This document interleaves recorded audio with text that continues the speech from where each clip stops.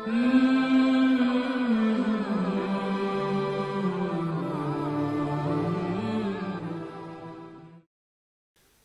بالله من الشيطان الرجيم بسم الله الرحمن الرحيم والصلاة والسلام على سيدنا ونبينا محمد اللهم صل على محمد وآل محمد وعلى آله الطيبين الطاهرين ولعنة الله على أعدائهم أجمعين. السلام عليك يا أبا عبد الله وعلى الأرواح التي حلت بفنائك. عليك مني سلام الله أبدا ما بقيت وبقي الليل والنهار يا أبا عبد الله يا شهيد كربلاء يا مظلوم. السلام عليكم ورحمة الله وبركاته. قال رسول الله صلى الله عليه وآله إن الحسين باب من أبواب الجنة من عانده حرم الله عليه ريح الجنة. Rasulullah sallallahu alayhi wa alihi said, Hussein is one of the babs of Jannah. The one who antagonizes him, Allah has made the smell of paradise forbidden on him. There are many paths that lead to Behesht or Jannah. You can fast, do Ruzeh, Siyam, you can do Salah, you can do good deeds. But Imam Husayn alayhi salam is one of those ways to Jannah. One of the keys to unlock this door to Jannah. But antagonizing him, doing aziyat, when you antagonize him, you go against him, Imam Husayn alayhi salam, this closes the door. And how was this done? Killing him, mocking his remembrance. Don't remember Imam Husayn. Silencing or putting down his azar today, or insulting Imam Husayn. If you remember Qanat Safa, one channel in Arabic, there's one Nāṣibī, Egyptian, Mohammed Saber, la'natullahi alayh. He died. He passed away a couple of years ago. He said, Hussein, yani sifr, Hussein zero. Hussein la qima lah. No, there's no value to him. Only Sayyid Shabab Ahl Jannah, that's it, that's reported. And he even said this da'if, Sayyid Shabab Ahl Jannah, da'if, is weak. And again, after that, what did he say? أنا أحب Yazīd وأتردى عليه. I love Yazīd and I say taraddi on him. This Misri, Muhammad Saber, la'natullah alayh. So this is one way of antagonizing Imam Husayn alayhi salam. You go against his followers, you go against his azar, or you put his maqam, his status down. So whoever antagonize Imam Husayn, من عانده حرم الله عليه ريح الجنة. Allah makes paradise forbidden for that person, the smell of paradise. But a question comes, do we have, dalil for Azadari? Yani dalil darim vase sine zani, vase qaza, masalan tu Muharram in chiza. Do we have a dalil for azar? Or is this bid'ah? Is this something new, mourning Hussein? Because mukhalifin, the people against the Shia, they say it's bid'ah. You don't have any basis. So let's answer this tonight because it's an important question. Especially from the kids at school. Some other people come to them and they say, oh, why do you hit yourselves? Well, you're harming yourselves. So we'll respond to this, inshallah ta'ala. And we also see these people, they say open-minded, Roshan Fekr. They say like Karbala was 1,000 years ago. Hezar sal pish chera harf mizani darbare Karbala che fayda dare. We say that history, tarikh, is important for any events today to understand why we are here. Why all of you brothers are here as well, who, let's say you're not native English, it all revolves around a certain historical context, right? So history is important. Those who ignore history, they will repeat history. They're destined to repeat the wrong things. Why do we need to look into history? All academics agree, historians, that we look in history to learn from it. But tyrants don't learn. As I said, remember the other night, they tried to destroy the grave of Imam Husayn, and they ended up dying in the worst state. When did I say Saddam سعی می‌کرده که قبر حسین را خراب کنه و نتیجهش چی شد؟ همه ما دیدیم. We all saw what happened to him. You right? So this history repeats itself. And if you look into history, you learn from that. And we also see the oppression that exists today. Karbala, when we remember this each year, remember we mentioned the oppression, the dhulm that's happening in the world. So when we remember Karbala, obviously there's no comparison. There is no day like yours, Abu Abdullah.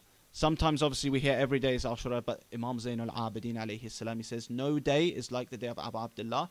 But what we understand from oppression today in Ashura, it links in the sense that it's being repeated, a new form of oppression. So this is why it's important to remember it. And Ahlul Bayt alayhim salam, they said we have to remember this. And Rahimallahu man ahya amrana, Imam Rida alayhi salam said this.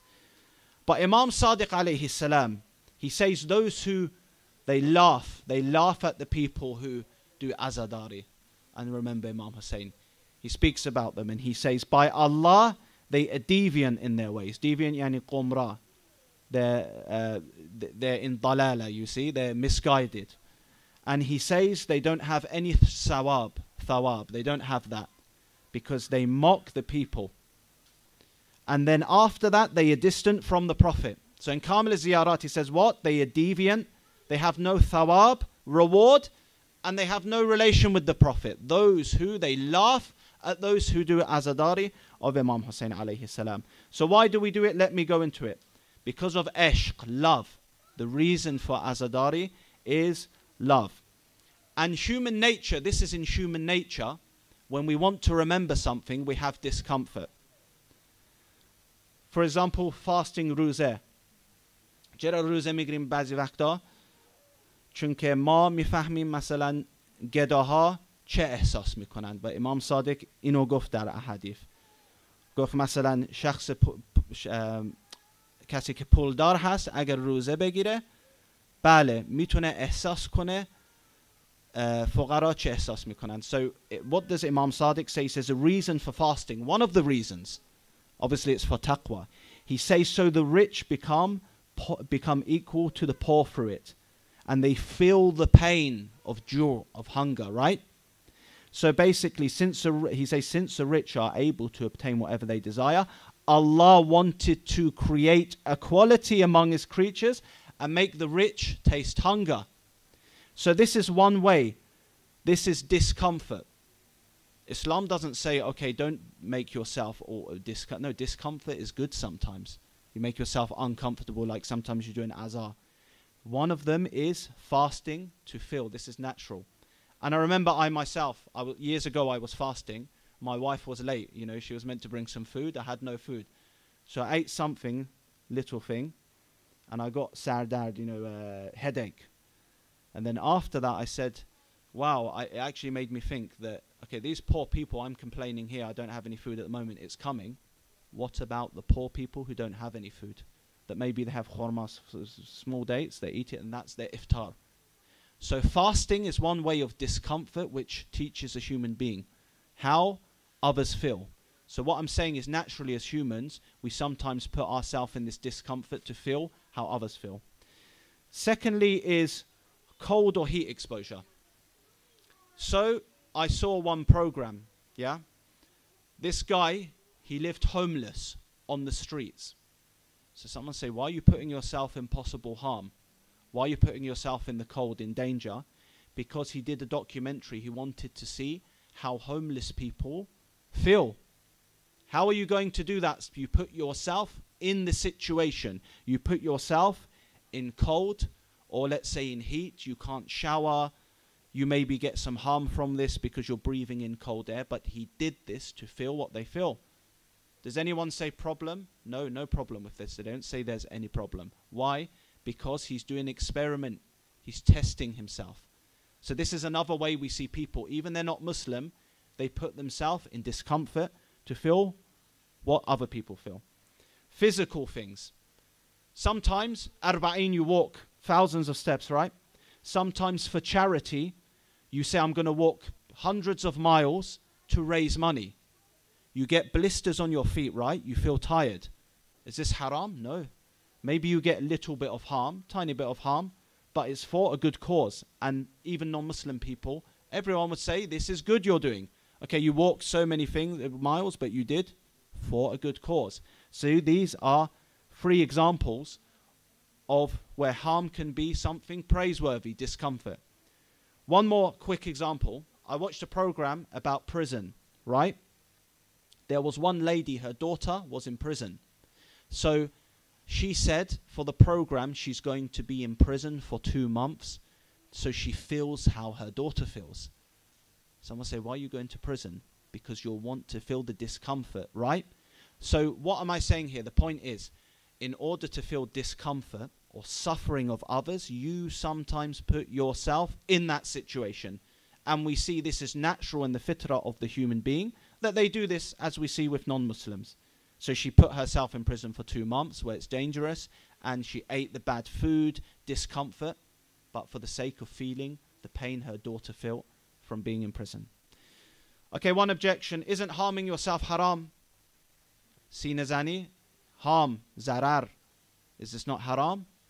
Always Ahlus Sunnah, they come to Shia, you're harming yourselves. How do we answer this? Now, one thing they quote is وَلَا تُلْقُوا بِأَيْدِيكُمْ إِلَى التَّهْلُكَةِ. Do not throw yourselves into your own destruction. They say, Ya Rafid, you see the Quran says you can't harm yourself, you're refuted. How we answer this? We say that context matters. Not all harm is haram. What do I mean by this? Yes, if you commit suicide, if you cut off one of your limbs, completely haram, you can't do this. But this verse is not talking about that. Some of the ulama first say it means do not put yourself into what? Destruction, meaning in the akhirah. Don't live a life where you do bad things and sins so that you make yourself in Jahannam. This is one understanding of the ayah. The other understanding is extreme harm. Again, as I said, we'll say why is not all harm haram? Some of it could be good harm. But extreme harm, that you nearly kill yourself, yes, this is not allowed. Is this extreme harm? No, it could be acceptable. And if you want to say all harm is haram, I say چرا پپسی میخوری مثلا چیز داره که ضرر داره مثلا تو پپسی. Pepsi and certain types of food, I can show you scientifically, it has one ingredient, aspartame. They say this causes cancer. So is it haram for you now to drink Pepsi? I can prove it's got harm. I said this to one of them at my work. He didn't have an answer. I said, you're drinking Pepsi with full sugar. A dentist will say this is harmful for your teeth. Is it haram? They couldn't say it's haram. It's a type of harm, but it's not extreme harm. But we're not saying it's not a good harm to do, eat bad food. Of course, we say this. Yeah, if you become very fat and you eat lots of fast food, some people die from this. Then it's haram. The doctor says you're going to die if you're this big and you continue eating. If you continue doing that, of course it's haram now. You have to eat healthy food. But let's say Friday or Thursday, whatever, you want to have a treat. You eat some food which is fast food. Okay, maybe there's a little bit of harm, but it's not haram. So how do we answer this? Islam Web, a Sunni website, I was looking today, interesting. Everyone knows what hunger strike is. Does everyone understand hunger strike? وقتی که احتراز میکنی شما میگی که غذا نمیخورم اصلا آب نمیخورم. This is hunger strike. Of course this has harm in it, right? Some people from hunger strike, they died. But what does the Sunni website say? They say going on hunger strike, if it's only way to get your haqq, you need to do hunger strike as a protest. It's permitted, jaiz, yajuz. You can do a hunger strike if there is no other way. Marku hal thani. So you can do a hunger strike, but you should not go on to the strike until your death, because killing yourselves is haram. So we Shias do the same thing.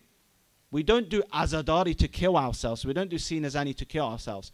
We put ourselves in mild discomfort, a little bit of discomfort to remember in Karbala and share some of their suffering, although it's nothing.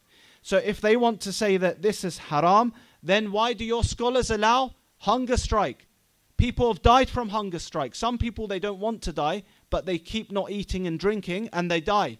So if you say that doing this is haram and bid'ah, you have to say hunger strike is also haram because it's harm. Is this harm haram harm? No. Everyone would say, okay, there's a little bit of harm, but it has a better purpose. And of course, we say that yes, you can't do Azadari. Abbas, al-Faḍl al-ʿAbbās, he had his hand cut off. I say, I'm going to cut my hand for Abbas. No, this is not Azadari because now you're physically impairing yourself.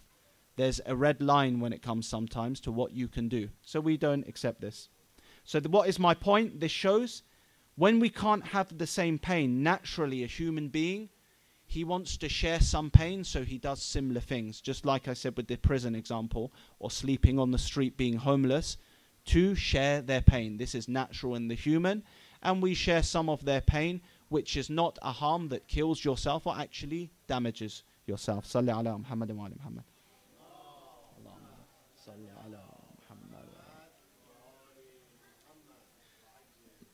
Now, because we're limited in time, I will go through, okay, the things which is ahya, the ihya of Muharram. What are the things we normally do? Majālis. What's the dalil for Majālis?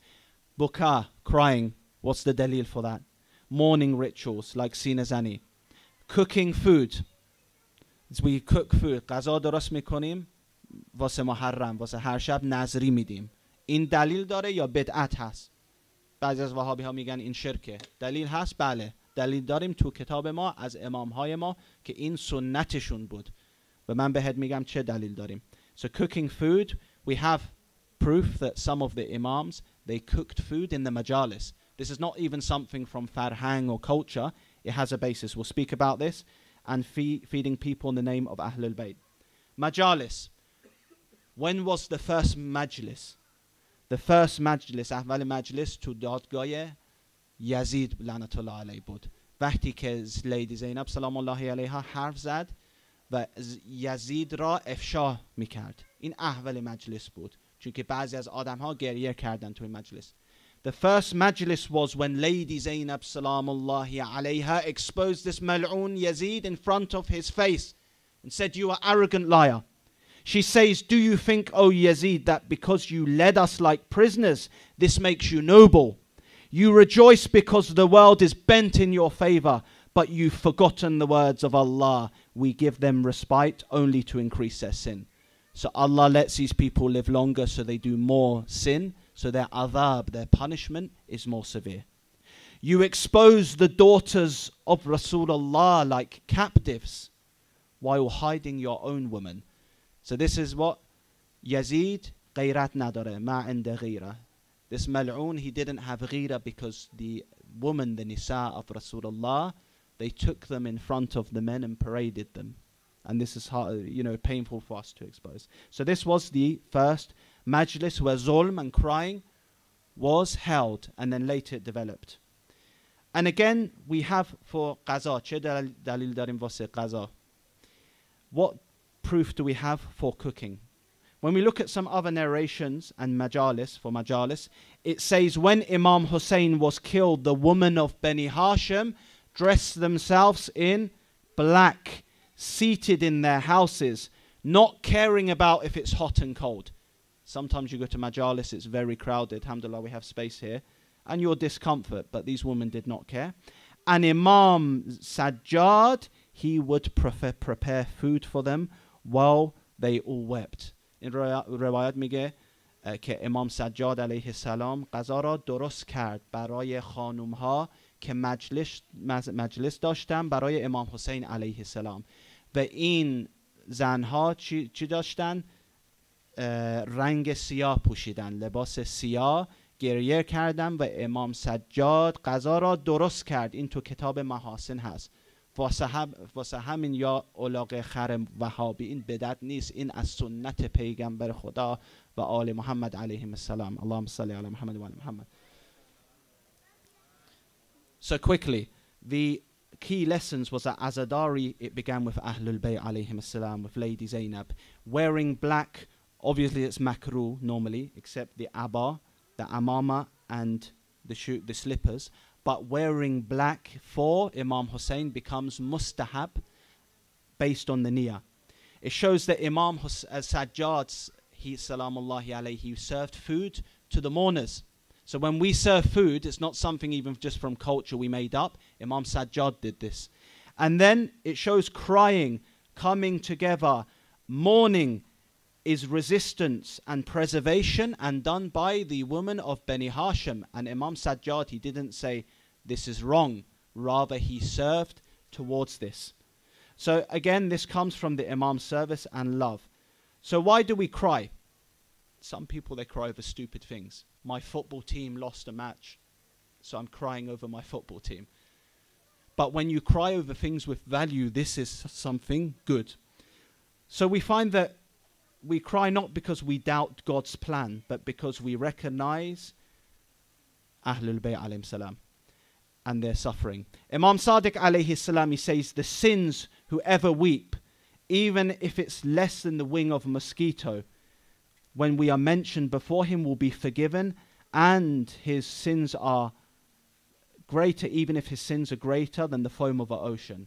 So Imam Ṣādiq میگه اگر گریه میکنی برای امام حسین حتی یه قطره خیلی کوچیک تمام گناه شما میبخشه، یعنی میره. حتی اگر گناه های شما مثل یه دریا هست که یعنی خیلی گناه دارید، با نیت پاک و مخلص خدا شما را میبخشه. و این ثابت میشه که چیه؟ گریه خیلی ثواب داره. امام صادق گفت. So it shows that crying is encouraged in this context. Not crying 24/7. Oh, I'm going to be depressed every day because my team lost or I have a problem at work. No, but for Abu Abdullah alayhi salam, it has severe reward. Ya laytana kunna ma'akum. We cry because of what? Because we want to be spiritually present, our hearts with Abu Abdullah. This is why we cry, showing our allegiance. And crying is from the sunnah of Payghambar sallallahu alayhi wa alayhi. Allahumma salli ala Muhammad wa ali Muhammad. Wa ali Muhammad. Everyone knows that there are narrations, hadith in Shia book and Sunni book, that Prophet Muhammad sallallahu alayhi wa alayhi, he cried for Imam Husayn. And because he had the ilm al-ghayb, he knew that Imam Husayn would be martyred on Karbala. So crying goes back to the sunnah of Rasulullah. Sunnah of the Imma is sunnah of Rasulullah. من گفتم که در کتاب های سنی و شیعه پیغمبر خدا خواب دید و دید که حسین کشته میشه در عرض کربلا و به زنش سلمه گریه میکرد. واسه همین من میگن قبل از امام های ما این سنت پیغمبر خدا بود، گریه برای امام حسین، و دلیل هست تو کتاب های سنی و شیعه. So this proof is in both the books that you say, oh, I'm follow the Wahhabis say as bid'ah, you're crying for Imam Husayn. You shouldn't be sad. But this is what the Prophet did, the Muhammad sallallahu alayhi wa alayhi. Also scientific benefits. Some say, okay, crying sometimes can be good. If you look in science, 2008 study in the University of South Florida, they said that emotional crying can flush out stress chemicals and promote psychological balance. So even psychologically, from scientific studies, they said crying sometimes it offers emotional relief to a person. So this is from a scientific perspective. So sometimes we don't cry for a long time. Crying, again, first you get thawab religiously, and secondly, even scientifically, it can be good, but not overly crying. The next thing is seen as any matam. Imam Ṣādiq alayhi salam, he gives us a principle. Is matam in the hadith? Do we have any proof for this or not? First off, he says crying and jaza, you shouldn't really do it except over Imam Husayn alayhi salam. Indeed, one who cries and he acts impatiently will be rewarded. So what is jaza? Jaza is when you show that you are sad and you're in grief, type of distress. He said this is fine for Imam Husayn, and this is rewardable, and there are many ways to do this. So Imam Ṣādiq گفت که مثلا جزع که شما نشون میدید که خیلی ناراحت هستید، خیلی استرس دارید وقتی که مثلا داستان عاشورا رو شنیدید، این چیز خوبه، جزع. و خیلی مثلا طریق ها میتونید نشون مثلا چه جزع نشون بدید، از سینه زنی، از بکا، از گریه، خیلی هست. There's a lot of them. So he gives us a principle that jaza can be in many ways. So what's a common way of jaza? It is latam. And when we see someone recites poetry. So you say, okay, where does this latamiyya noha come from? We have hadith again from Imam Ṣādiq.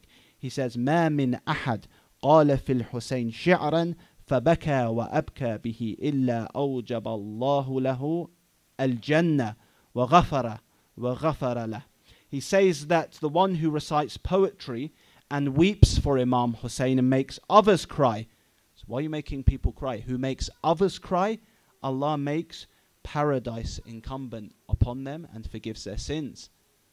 So وقتی که مدا مثلا نوها میخونه این چیز خوبه و مردم گریه میکنه امام صادق گفت که این زیاد ثواب داره برای مردم و وقتیش شعر میگن یا نوها میگه این تو روایات ما. So what we got now?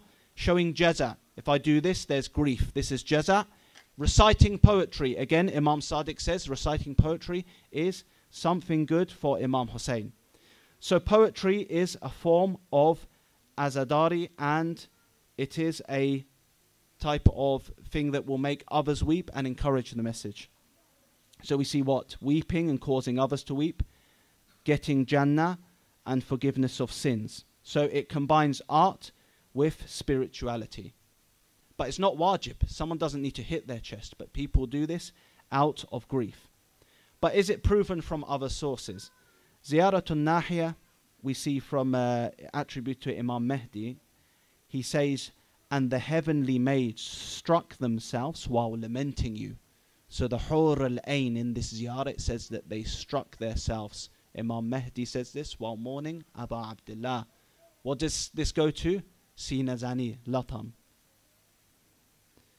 So این میگه که مثلا تو این زیارت که از امام مهدی که حور العین در جنه خودشون یعنی زدن سینه زدن برای امام حسین وقتی که عزاداری میکردن برای امام حسین. این توی زیارت هست. So this indicates that mourning Azar can be heavenly as well from this ziyarah. And of course, latam again we find other things which have happened and which I'll read. But let's show a poetry, a poem that was read to Imam Rida alayhi salam.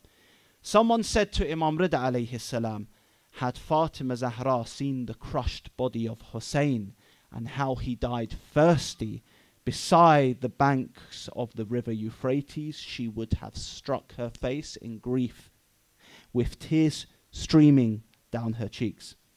So Imam Reza, he hears this poem, he hears it, and he doesn't say, this is wrong. Fatima Zahra wouldn't do this. The Imam has to say this, iqrar. Sometimes if the ma'sumin, they see someone do something, if this is haram or wrong, they have to say something. When this poem was recited to Imam Rida alayhi salam, he never said, no, Fatima Zahra salamullahi alayhi, she wouldn't hit her face. Imam Rida alayhi salam, he accepted this. Just like when we say for the sunnah of the Prophet Muhammad sallallahu alaihi wasallam, if he look, if it's Allahumma salli ala Muhammad wa ala Muhammad, if he does something, if someone does something in front of him and he doesn't say anything, it's fine. Otherwise, it's wajib. Rasulullah has to say this is wrong. So Imam Rida alayhi salam didn't say anything. So this shows that Fatima Zahra, she would express grief in this way. Again, everything is halal until you know it's haram. So من میگم به مثلا سنی ها و وهابی ها چه دلیل دارید که سینه زنی حرامه، ضرر نداره و حتی اگر ضرر داره بله حرام نیست. ضرر اگر بله دست شما قطع میکنی بله این حرامه. What proof is there that latam is haram? If you can't bring any proof, then it's halal. Let's say I do this, I don't have a niyyah, but then I do it for Imam Husayn. Now it becomes something mustahab with thawab, you see. So everything, a general rule in fiqh, everything is halal until what? Asalatul bara'a, until you know it's haram. They don't have any proof that this is haram. So that means latam, it remains permissible. Salli ala Muhammad wa ala Muhammad. Allah.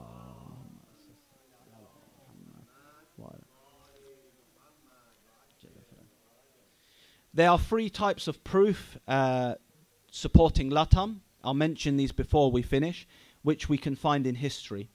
So there's general encouragement for mourning for Imam Husayn.